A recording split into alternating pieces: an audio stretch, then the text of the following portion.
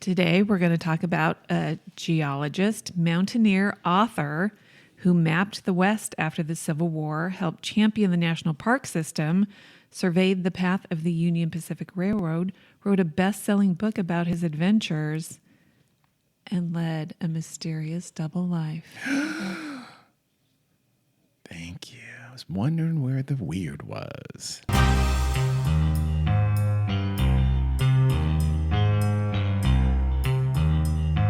Hi, everyone. Welcome to the Weird World Podcast. I'm Dean. I'm Carrie. Carrie has a shout out before we get started. Carrie has a shout out to a listener who had actually some interesting suggestions, but also had some comments on the show. Carrie, shout out. Elaine, hi. Thanks for the email. This is a shout out for you and your dog / dingo Zoe. And in honor of some helpful hints she gave us about the Irish language that we must have mangled in the Irish Triangle episode. Everybody does with all Irish names. And she was very good-natured in her constructive criticism. But here you go, Elaine. Go Riv Mahagat. Okay. I'm sure that was... it was well-intentioned, Carrie, but I'm sure it's very offensive. It means thank you. Okay. In Irish. In Irish. It sounds a little offensive, dirty, doesn't it? Okay. No, it I think it's the way you said it that was offensive, but that's fine. Okay. I practiced and I listened to a Did few ya? different people say it on the internet. All right. So you never know. Okay, shall we start? Yes. Okay. We're going to talk about a gentleman by the name of Clarence King. I like the name. In the old-timey days. Wait, in the 19th century? He was born in 1842. Is this Clarence King from the... Oh, my God, Carrie, I did this episode already. Don't you remember about 2 years ago? You should know about I'm Clarence teasing King. Carrie because she actually did do that once. Yes. From your geology days. My what now? Your geology days. I was never a geologist. I don't know. Do you know me? You weren't a geologist, but you worked for a geology kind yes, of company. I did. Doing nothing to do with geology whatsoever. But yeah. Maybe they had a portrait of him on the wall somewhere.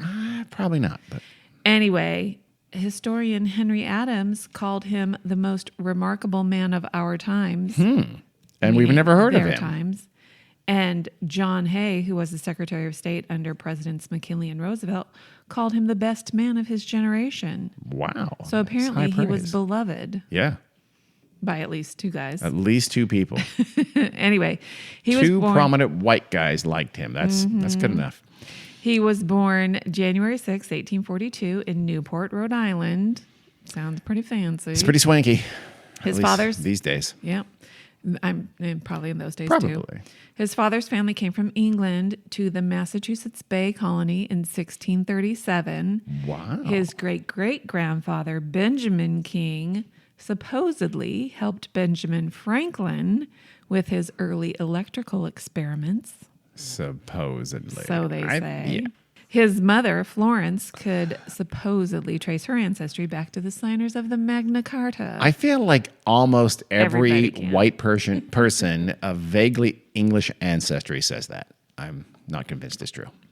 Well, I'm of vaguely English ancestry, and so are you. I am? And I haven't traced anything back to the Magna Carta. Yes, but I'm going to say I have, like all the other ones do. So I also trace. It was Sir Gill of Wycliffe, I believe, signed the Magna Carta. He's one of my great grandnephews. Doesn't make sense. That's a lie. Just for everybody's sake. I think they knew. So Clarence's father's family had a company that imported goods from China and had some possibly shadowy opium trade stuff going on there as well. Again, in that time, everyone who was doing trade with China had some part of the opium trade in all likelihood. So, Well, the company ended up legal. Going belly up due to a Chinese uprising in 1856. that must have been was it the Boxer Rebellion? Or I don't know. No, it's before that. It's not super crucial to our Okay, story. sorry. So. I was trying to place it. This left Mom Florence with very little money with which to raise Clarence because his father had died during an overseas trip when he was only 6 years old, when Clarence was 6. Luckily, Florence was able to remarry a few years later, which is how Clarence was able to eventually go study chemistry at Yale University. from which he received a doctorate in 1862. Yeah, but back then, all you had to do was like light a Bunsen burner and they gave you a PhD. So I'm not super impressed by that. He's only 20. Yeah, my case. Not quite as demanding or time consuming. It's like being a lawyer back then was just like reading some books and hanging out with another lawyer for a couple of years. Boom, you're a lawyer. You passed the bar. Yeah. What else was going on in the country at this time? What time are we at? 1862. Oh, I think we all know what that was, Carrie. That was the first Wimbledon match. The first U.S. Open was played at Flushing Meadows, New York. Civil War? Yes. Okay. The very bloody Civil War was going on, and Clarence wanted nothing to do with it. That is a business decision. So, in 1863, he and one of his best friends, James Gardner, headed west to join the California State Geological Survey. It's like we are going to go so far that we be close enough to us to draft us. We're out.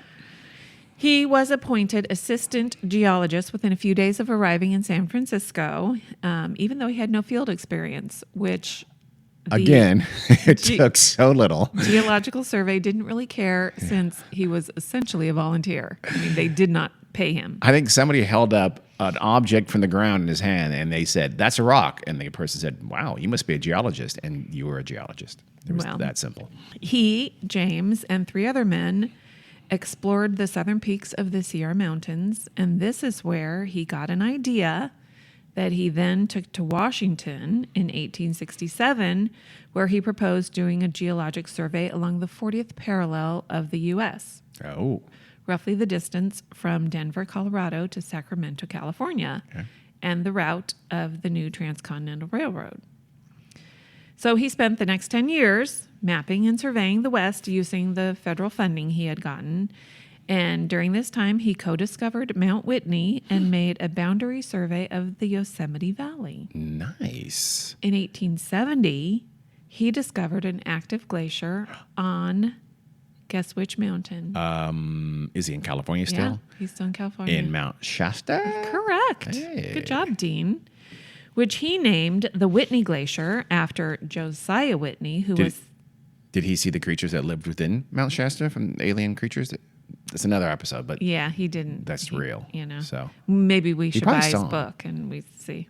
Josiah Whitney, who was the head of the California Geologic Survey that had originally hired him. Josiah Whitney? Uh-huh. So they named Mount Whitney after like a friend of theirs. No, he named the glacier Mount the Whitney, Whitney though. Glacier. He said he discovered Mount Whitney. I'm assuming Mount Whitney was named after Josiah Probably. Whitney, their bud. Yeah. That seems a little... He co-discovered it. Maybe he co-discovered it with Josiah Whitney. probably. Yeah. So would they Rochambeau for who got to name it after themselves? Well, Josiah Whitney had more, you know. He was the superior. Yes. Okay, got it. Yeah. Makes sense. And apparently he liked him because he didn't name it the Clarence King Glacier. He named it the Whitney Glacier. And this discovery of the glacier was significant because no glacier had yet been discovered in North America. Really? How many glaciers do we have? We have glaciers. There's a Glacier National Forest in Montana. We have glaciers. Yeah, I expect them to be in Montana. I don't really expect it in California. Well, but that's in the United States. Well, other experts in the field at the time thought it was an impossibility. Really? Yeah. Too warm? I guess. That's interesting. Yeah. Okay. In addition to Didn't know being a very good scientist and explorer, he was also apparently a very good storyteller. And he started writing essays about his travels and adventures. And in 1871, they started appearing in Atlantic Monthly. Is he Mark Twain? Is he going to be Clarence King? Is Clarence King going to be Mark Twain? Does Clarence King, is Mark Twain's original name Clarence King? No, but... You think he has a different original name? But there's some similarities going on here. They both are out in California, out in the West, and they wrote, okay. But Mark Twain wasn't climbing mountains and surveying. He was actually surveying for gold and trying to find gold and hanging out at Lake Tahoe. Yeah. Stuff like that. Okay, just thought maybe they were... More than one famous guy doing stuff at the time. I guess. So anyway, his essays were very successful for the Atlantic Monthly. So in 1872, the essays The what? the essays The essays. were compiled into a book called Mountaineering in the Sierra Nevada, which became an instant bestseller, you could imagine. You would think. It's a hot read. Yeah, But weird. he was like you said, he could tell a yarn. Yeah, apparently. It went through 9 printings within its first 2 years of publication. Okay. I guess They never that's say, a lot. How do we know? It could have been 50 each printing. Every time they Yeah, say I how many don't know. printings, that's a pretty meaningless number. Well, and apparently he also had a really good knack at topographical mapping. He was a good knack at mapping. Say that again 4 times fast. So Good he knack became mapping. the first director of the U.S. Geological Survey. Okay, he's moving up. Interesting that California had one before the country did. Yeah. So by this time, he's already basically a celebrity. Well, because, celebrity. He wrote essays for the Atlantic. I mean, Well, then maybe. in 1872, oh, you know what? I might have jumped the gun with the whole U.S. Geological Survey thing. Oh, I don't okay. think that happened yet. Great. Because in 1872, There goes my timeline, Sorry, which I wasn't doing. While the 40th Parallel Team was doing their last season of field work, there were rumors about a huge discovery of diamonds. This rumor was going around San Francisco, and the rumor was that there was so many diamonds in this mine that it was going to be It's gonna far ruin the more than diamond the gold industry. in the area. Would there be diamonds on the soles of their shoes? Probably. A mining expert named Henry Janin laid claim to the discovery and estimated that there were more than $1 million worth of diamonds and gems that could be mined monthly. Feel like Henry is going to try to sell subscriptions or invest or shares or something like that any minute now. So when Clarence gets wind of this discovery, he takes a couple of men to go check it out. Instead of diamonds, Dean, what did they find? Oh, pyrite? No, that's for gold. Quartz? Well, there were diamonds, Oh, there were diamonds. Okay. but he found that instead of this rich diamond mine, like it one. was a fraud. Oh, did he do shotgun it? Janin had apparently the stream and surrounding field had been salted He with salted it, diamonds. yeah. Sometimes that was very frequent with gold and sometimes Yeah. silver. Yes. And sometimes you'd literally use your shotgun. You'd like blast it into the side of a mountain and go, "Ooh, look at that. Look at that. yeah. Gold dust. There's gold in them dar hills." And then you'd, sell your claim and get the hell So out of he there just before they sprinkled him shot you in in a the stream and a field apparently. Didn't Well- work though. It didn't fool Clarence King. Nope. And so Clarence basically saved the investors who were ready to, sink a lot of money into this. And I don't know, they're saying he saved the nation from No, an he did economic not. bubble. That's the dumbest thing I've ever heard in my life. And thus he became a hero. These kind of things happen all the time, and they were sometimes successful. So no, Yeah. let's not exaggerate. A few people would have lost some money. A few greedy rich people would have lost some money. Not super. Yes. Yeah. Well, he returned home. He took a rather circuitous route via Nicaragua. That is, yeah. Well, before the Panama Canal, that was not uncommon. It was the kind of, if you were going to do that route, you usually went through Nicaragua. There was boats Really? along Lake Managua, huge okay. lake in the middle of Nicaragua. So there's just two relatively narrow land crossings, and they weren't as swampy and mosquito and malaria infested as the Isthmus of Panama. So that's Yeah. actually, in fact, the canal was originally going to go through Nicaragua before the French switched it up a little Then I bit. guess it wasn't so weird. It wasn't as common though. I don't think as going overland, because the other way was Yeah. go entirely Right. under Cape Horn all the way by boat. But that was a very Yeah. very long journey. They got there via covered wagon or something like that. So they went up the overland route. Yeah. Well, he was cold from his adventures Like in the chili Sierras. cold, like burr cold. Yeah. Okay. So he enjoyed Nicaragua, where he described a, quote, bewitching black and tan sister thrumming her guitar while the chocolate for our breakfast boiled. That sounds A, dirty, B, a little racist, and C, just a kind of uncomfortable. A little creepy. Well, he'd contacted a permanent chill from his time in the Sierras, and for the rest of his life, That even makes sense. he would associate tropical warmth with relief, rest, and with exotic dark-skinned women. Okay, he's again creepy, but B, how is that possible? I've heard that, I've read that. Yeah. Like, oh no, you can't have a permanent chill because you spent some time in a cold weather location. That doesn't even make any sense. I agree.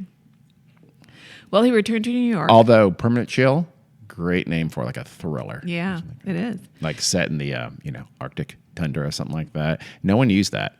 It's probably been done.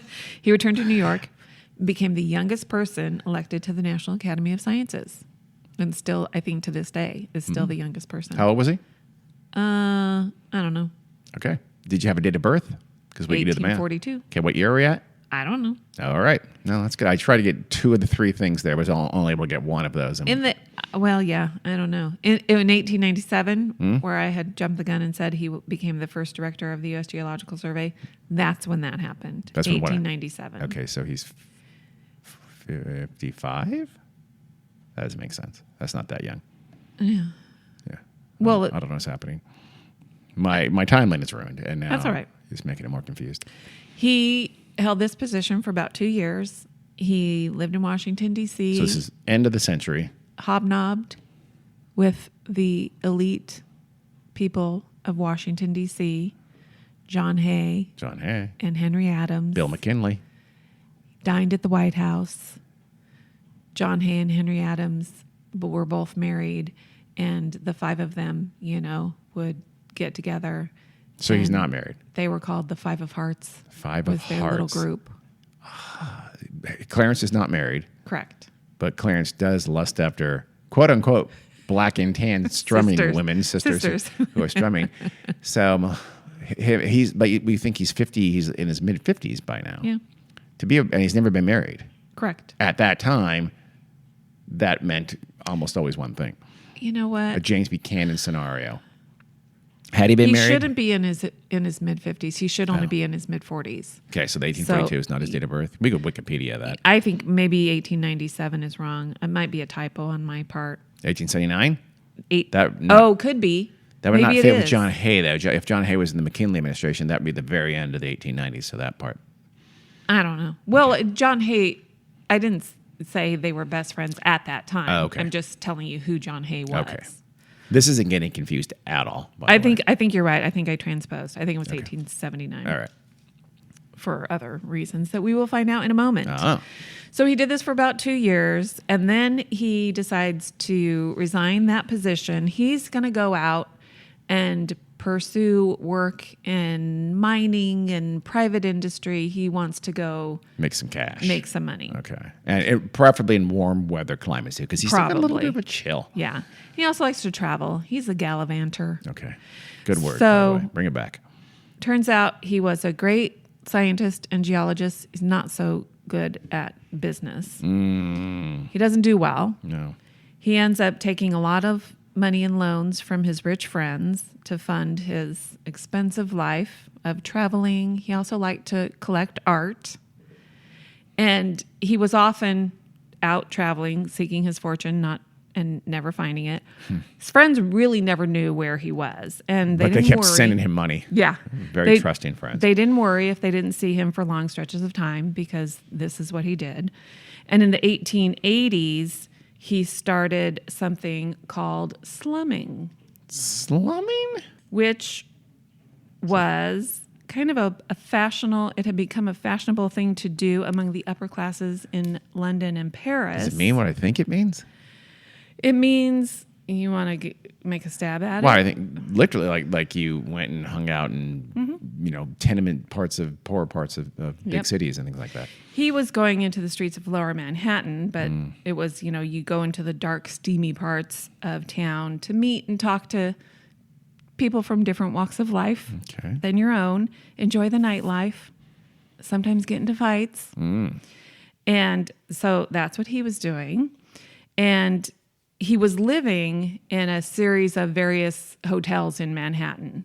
And eventually, because, he was moving from hotel to hotel, and he finally just told his friends, if you need to get in touch with me, send word to my club, because all men belonged to a private club in those days. In those days, yeah. It's weird, isn't it? And the people at his club didn't care if he never came home and slept in his own bed. No. I think you could sleep at your club, but it wasn't a hotel. Yeah. You mostly went there to hang out, play pool, smoke cigars, have dinner, say terrible things about anyone who wasn't rich and white, and lived a really happy life. Well, sometime in 1887, 1888-ish, during one of his many ramblings around New York, probably out, quote unquote, slumming, he met a woman and fell in love. This woman, her name was Ada Copeland. Oh, I thought she was going to be a feisty Latina from Spanish Harlem. She's not. Well, Ada Copeland does not sound like that. No. But in fact, Ada, who's about 20 years or so younger than Clarence, was in fact born a slave in Georgia. Really? Okay. So she's not white. She's not white. She was born in Georgia around 1860, and she gained her freedom after the Civil War. That's when she was a little kid at the time. Yeah, she must have been. When she's a young woman, she leaves Georgia and goes to New York with a friend of hers, and she becomes a nursemaid to wealthy people in Manhattan and meets Clarence. He, as we know, was attracted to dark-skinned women. Does she play the guitar? At least the cello. And he was impressed because she could read and write. Okay. Which was somewhat unusual.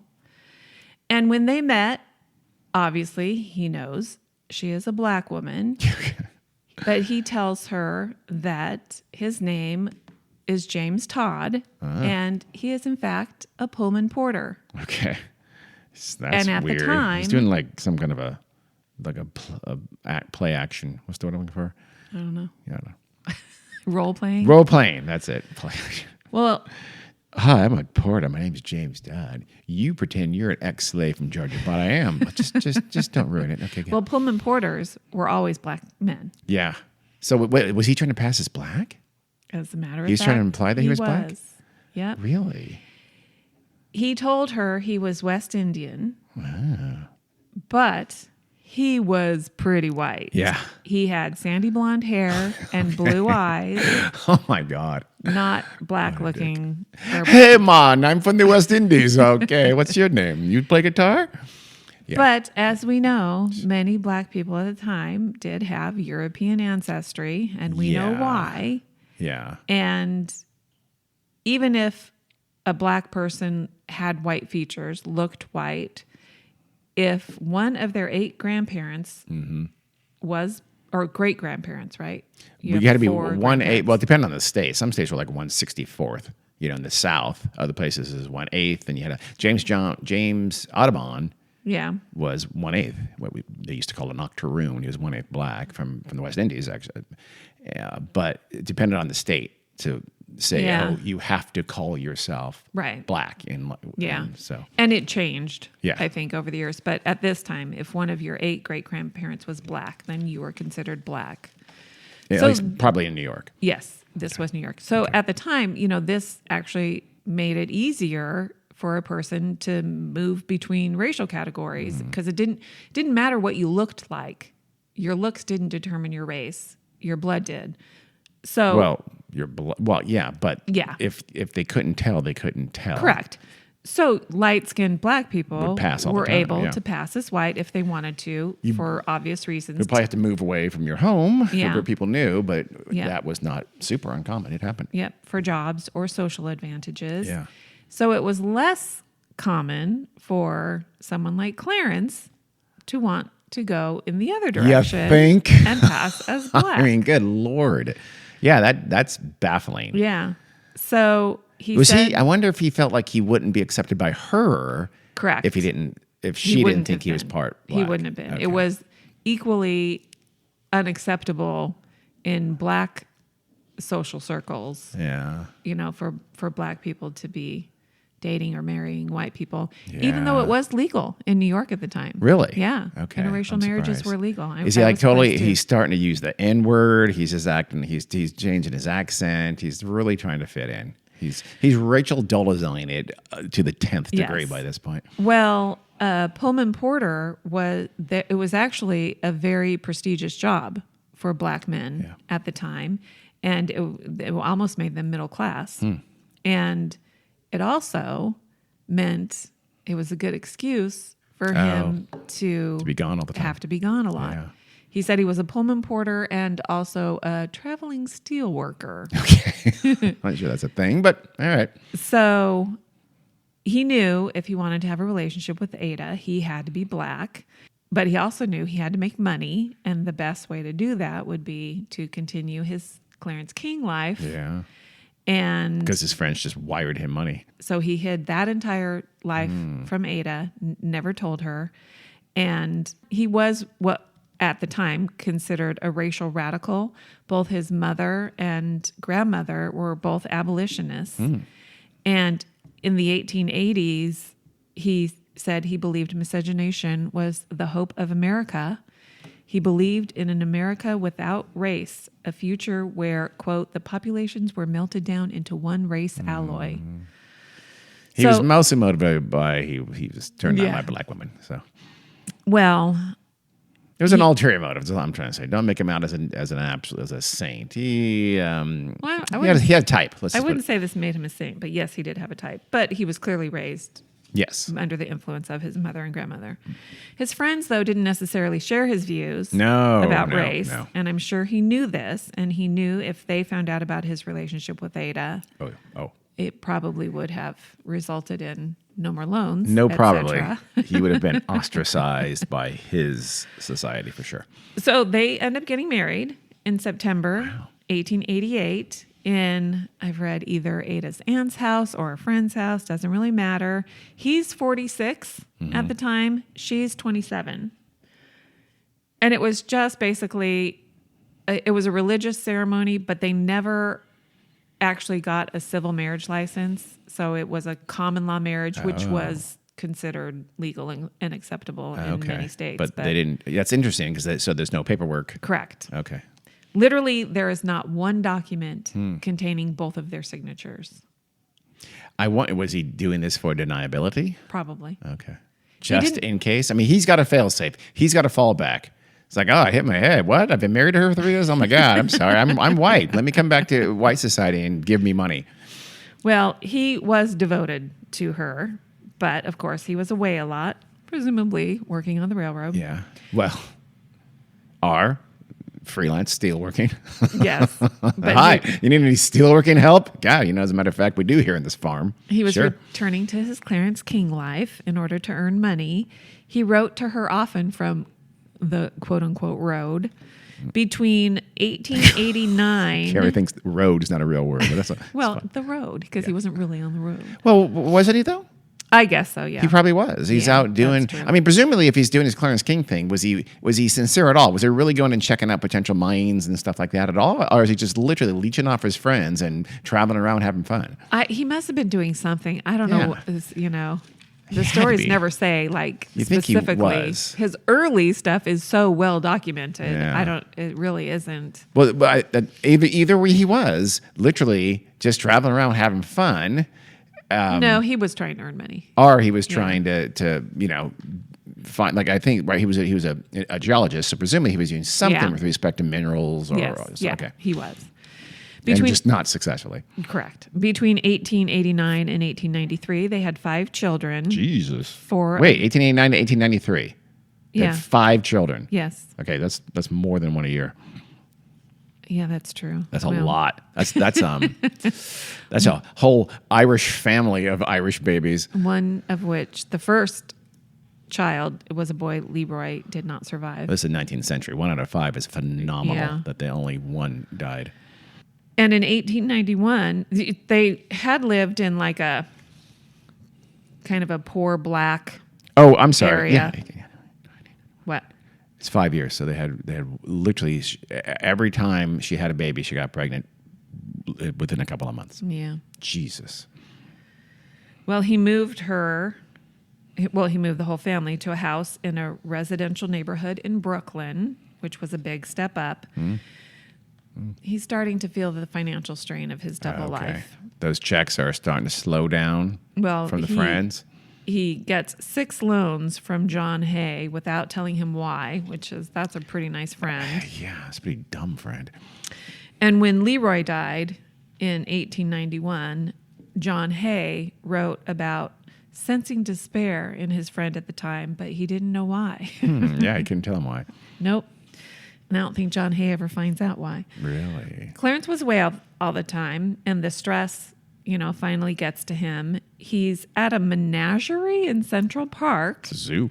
And has a breakdown. Oh. Where he flies into a rage. I'm sure somebody probably summons the police or whatever. And so 2 doctors end up saying he was suffering from mental disturbance with occasional acute symptoms. Oh my God. And he was committed to the Bloomingdale Asylum for the Insane.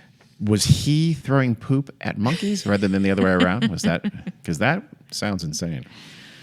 Well, his wife would have no idea where he is. And they don't know to go tell his wife because they don't. Correct. That's a secret from polite society. And because he is a well-known person in New York, this story of his being committed to the insane asylum was in newspapers. Famous geologist throws poop at monkeys was the headline. I think I remember that now. But if Ada, even if she had seen the story, she wouldn't have. It wouldn't have triggered anything. Famous geologist. Who's that guy? Clarence King. I don't know anybody. I know James. But where's my husband, James Todd, who's a porter? He was in the hospital. Wow. He was in the hospital for 2 months. I'm guessing no pictures or drawings of Probably him. not, yeah. That be amazing. They showed a picture. Oh my God. Yeah. That's a lot like my husband, James, who coincidentally is not here. Which is odd because there would have been a portrait of him. You'd think. I mean, there was this is late 1890s or 1890s, right? Yeah. And anyway, his discharge diagnosis was acute melancholia, which I think is depression. Sad. Right? Yeah. So he goes home, and he had to make some excuse for his long absence. And at this point, he stays home for only 2 weeks because he's got to go out and make some money. He's in severe debt. And in late 1896, presumably because he gets more loans from John Hay, he moves the family to Flushing, Queens, where Ada, they have a big 11-room house, 5 servants, Jesus, a music teacher for the kids. So how exactly is he short on cash? How is he? A cook, a maid, and a laundress. He's dumb. Yeah. We don't really know if Ada's suspicious. Well, because he's supposed to be a porter. I mean, sort of middle class isn't. I wouldn't think lived like that. It's possible she thought that without telling her, he was going out and passing as white to work a better job, to make more money to afford these things. The reason why he tells her they had to keep their marriage and life and family a secret from his family, because when they get married, there's nobody there from his side. No family, no friends. She's never met anybody from his family or anything. And he tells her that it's because he has a wealthy aunt who would disapprove of their marriage because she was very dark-skinned and was born a slave.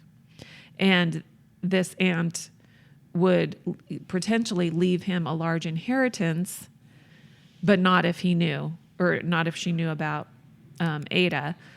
So he needed to make sure that the aunt never finds out about them. So that's why nobody from his previous life could know that he was. Presumably the aunt then was on his white side. He's supposed to be, he's passing as 1/8 black, I believe, right? Is that what you said? Well, I don't think he tells her how. But clearly she can look at him and know he's minority black. So that means he has white family members, but that also would mean he has black family members. Yeah. So she would maybe wonder why the black part of his family didn't come for the wedding, but I guess. Yeah.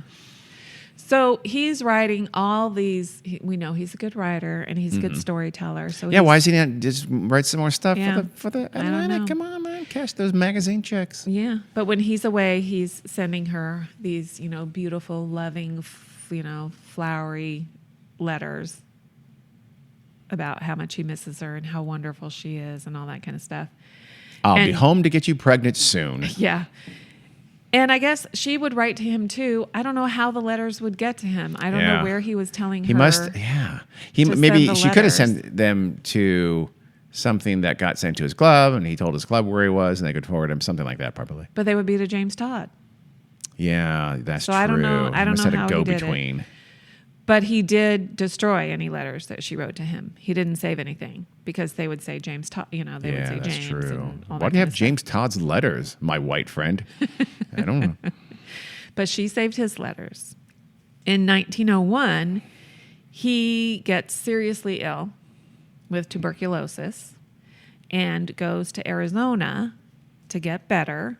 And he doesn't believe if she sends him any letters that they'll get past his caretakers if they're addressed to James Todd. Yeah.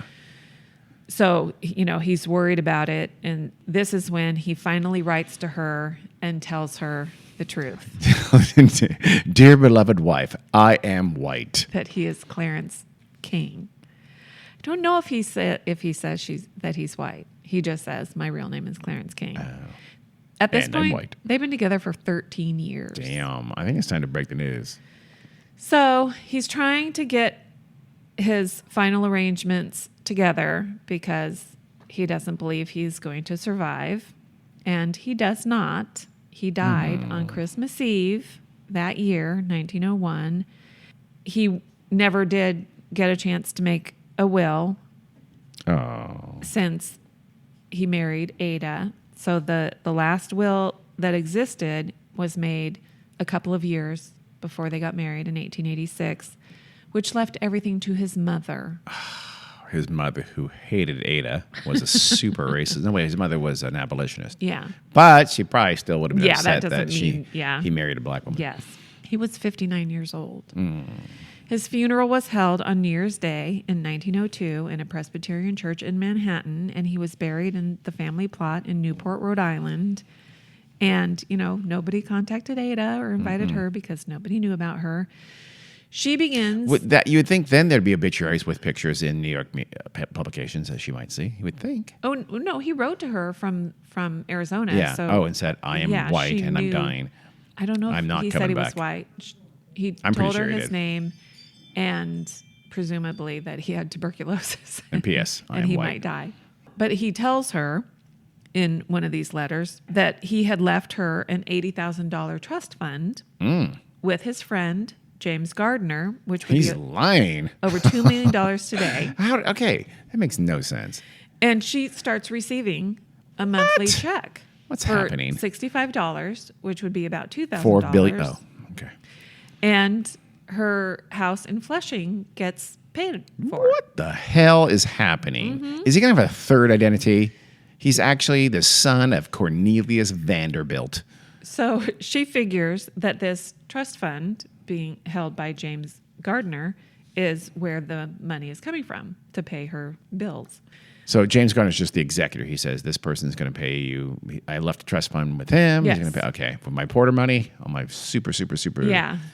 $80,000, $2 million worth of Well, Porter now money. she I said, knows he wasn't just a Pullman That's porter. true, but So James Gardner dies in 1912. And she finds out about it, presumably. She sees an obituary where the payments continue to come. I think I know what's going on, but I'm not going to say it. She couldn't figure out how she's still getting money after James Gardner dies. Can I just tell the listeners, and you won't listen? Okay, close your ears. Close your ears. Listeners, I may be giving this away, but I think he's still alive, and he's under a new identity of James Gardner. That's just my thought. I'm going to tell Carrie to undo her ears now. Okay, go ahead. Undo yours. I can't believe I didn't hear you. I'm good. Okay, listeners, it's just between us. I'm good at plugging my ears. Okay, what did I say? You said he something. dies in 1912. The payments continue. She doesn't know how this is happening. So she decides she wants to go to court and get control of her husband's estate. Good the for her. remainder Of Damn the, it. of I'm the on Ada. trust I'm fund. on Team Ada officially on this one. Well, she's told, I don't know by whom, but somebody who knows what's going on, that she needs to drop it or the payments are going to stop. Ooh. And she, tries to hire lawyers and she hires some attorneys. This is going to turn into a thriller. And she's like, she's being threatened. Then finally someone tries to murder her. She's one step ahead. She's forced to go on the run. Come on, work with me. Well, she does hire some attorneys and they also advise her to drop it, which she does. Okay. They threaten her. They threaten her children. Well, so then sometime during the late 1920s, she decides to bring the case up again. She's still getting. 1930s? So I mean, she's- 1920s. Oh, 1920s. Still. So she's been getting money for over 20 years. She's still getting this money. Wow. And she decides to make this case. And so she finally gets her day in court in November 1933, 32 years Jeez. after her husband died.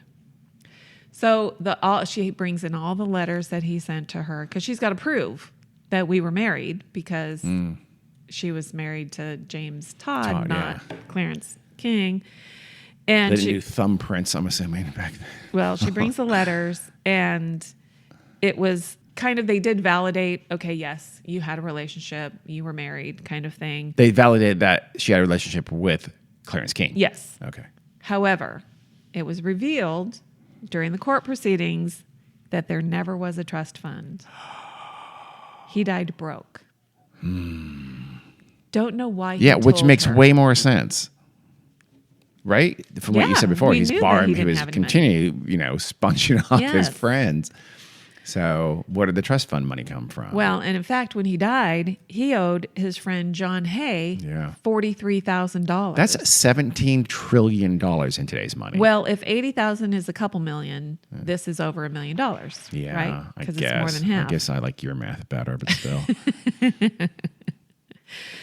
So the court case made tabloid headlines, as one might imagine, in 1933. Because he was still super famous Here from are- that book in 1879 or something. Well, he's, Clarence King is a known name in New York, even still. But so here are some of the wonderful headlines. Okay. Oh, Colored God. woman sues as widow of society man.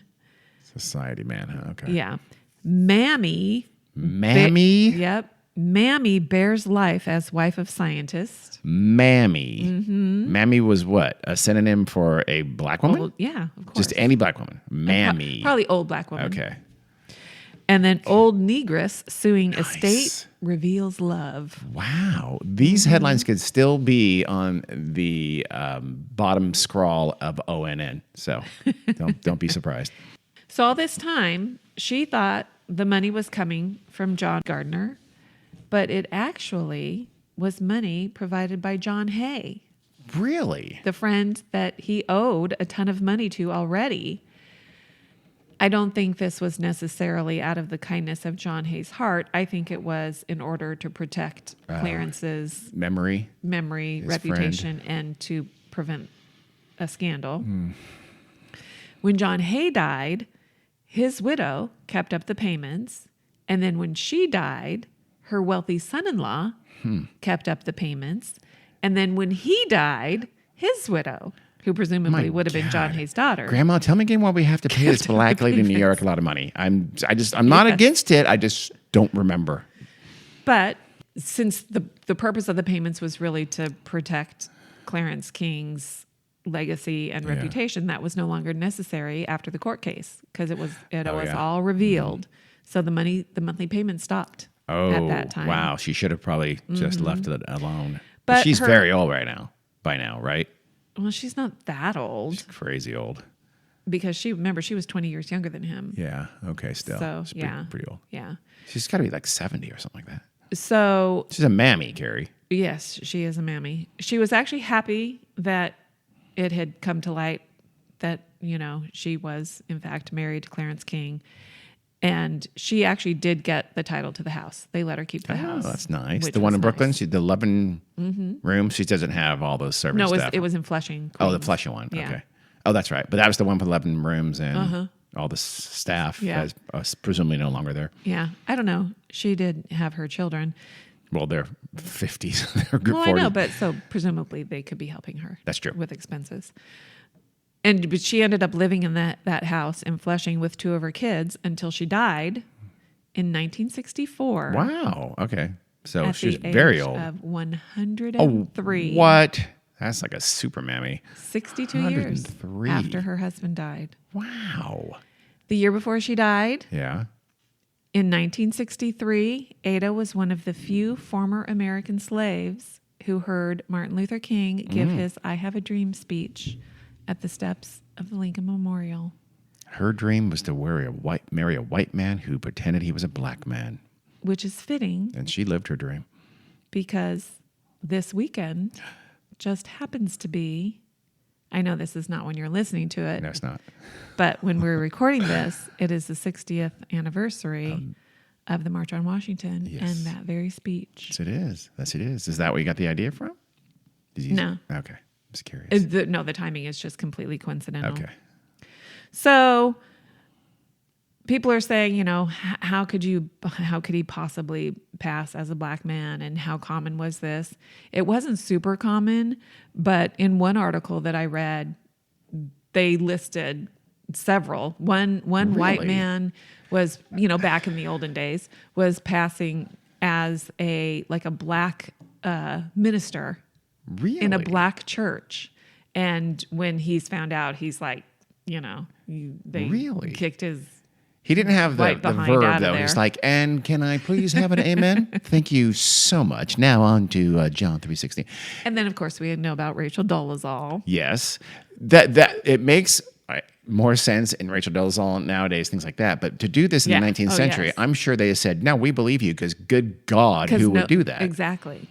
Although when that that minister was found out, they were very upset with him. The congregation was very upset with him. I would hope so, just like Rachel Dolezal. And Walter White, the Breaking TV Bad show? guy, Okay. he was I don't know what his title was, director, president, whatever, of the NAACP for like 24 years or something. Looked completely white. Well, his name is Walter White, so he.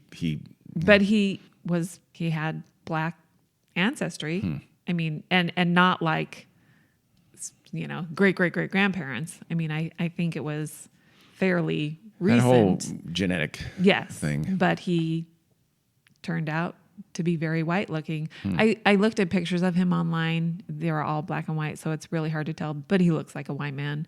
I mean, he was lauded as the head of the NAACP. He did great work, but because he was white passing, he would basically, probably before he headed up the NAACP, he would go out. He was able to investigate racial crimes and stuff by just going in and listening to rumors and talking to me. He could just go into a town and people would tell him, "Oh yeah, we lynched that guy." Oh my God! Yeah. Hey, fellow white guys, any lynchings this past week? Tell me more. Give me some details, times, dates, and names. He would write up reports and send them into whoever, I don't know.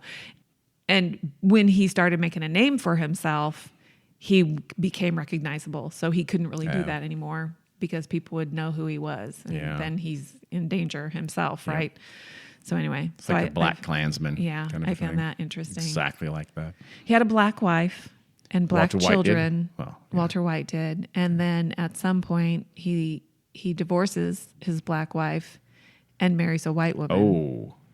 Is that when he resigned from the NAACP? I'm assuming probably, unless he had already resigned. Unless he was already out of the NAACP. That would not go over well. No, he was pretty much shunned from black. Mostly, they didn't take kindly to that, and in fact, his kids never talked to him again. Wow. Yeah. Did you really not hear my aside to the listeners earlier about my? No, theory? I really didn't. You didn't? No. Okay. Do you know what it was, or do you have something else? I just wanted to say real quick that two of Clarence / James and Ada's daughters, they're only $2. They were white passing, and they both married white men. Passing as white women. Really? That their husbands did not know about? I don't know if the husbands knew. Well, because their father was 100% white. Yes. So and I'm sure their mother was probably not 100% white. Few slaves were by that time. You mean 100% black? Black, sorry. So no, but she was fairly dark-skinned. Yeah, okay. Yeah. But still, so they're probably, I don't know. Who knows? 40%, whatever the math is. But and so they both got the gene that, okay. Yeah, and one of them was so afraid if she had babies that they would oh my God, that's right. come out really black. And there would be a decent possibility that some would. So they never had kids? Never had kids. She adopted 2 white babies. Wow. Yeah, to hide it. So, but of course, so the 2 daughters were able to pass as white and get married. Their 2 sons, when they had to register for the draft for World War I, they were not able to pass, and they were assigned to all black regiments. And, they were listed on various censuses through the years as mulatto or octoroons, or, it was always different, whatever the Whatever they wanted to census say. taker wanted to put them as. So those things switched on censuses through the years. And then as of 1930, all the mixed race designations were gone. There was, the mulatto. It was white, black, mulatto, quadroon, or octoroon. And then in 1930, you could only be black or white. And there was no mixed race designation at all between 1930 and guess what year? 1970. 2000. What? Yep. Really? Yep. But we've had I've And now, seen of course, census data that has designations beyond that. Now there is not mixed race. You could do other ethnicities. You could do Latino. You could do things like that, but not. You couldn't be a mixed race. It's getting more and more difficult Now you to can. do. Eventually, won't be something on the census someday in the not too distant future. In all likelihood, it's just race is getting so difficult to gauge. Yeah. It's so well. Okay, so Yeah. What did you say? Listeners, I think you'll agree that my theory was way better than the actual truth. I was thinking that he faked his death to live as you know what? I want to live as a white guy again. I don't want to be married, but I want to take care of my ex-wife and kids. I still love them. And he lived out his life as a white guy again and took care of her financially. That was my theory. I was way off. Would have been a lot better. Well, because he actually died. Yeah. And it was just John Hay giving her money to Yes. protect his dead friend's reputation. But he truly loved her. Oh, okay, yeah. Yeah. I know that now, Yeah. but that was my theory. Yeah, the time that he was able to spend with Ada and their children was the happy part of his life. The other part wasn't so much. It was stressful. Stressful cashing checks from friends who he wasn't ever going to pay back. Yeah. That would be stressful, yes. Yeah. Well, thank you for that story of Clarence King / James Todd / I'm still sticking with my theory that James Gardner as well was him living as a white person. I'm going to say Washington, D.C. Okay. Thank you, Carrie. You're welcome, Dean. Until next time, see ya. Thanks for listening. Bye.